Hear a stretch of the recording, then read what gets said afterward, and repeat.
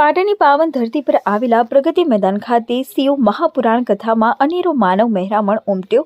કથા પંડાલ પણ નાનો પડ્યો.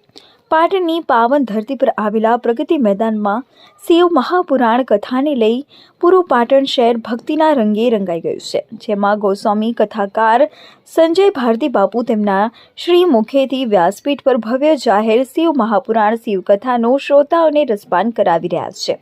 ત્યારે આ શિવ મહાપુરાણ કથા મહોત્સવ નિમિત્તે આજે ભક્તોનું ઘોડાપુર ઉમટી પડ્યું હતું, જેમાં ભક્તોની ભીડ અને તેમનો આનંદ અવિરત જોવા મળ્યો હતો.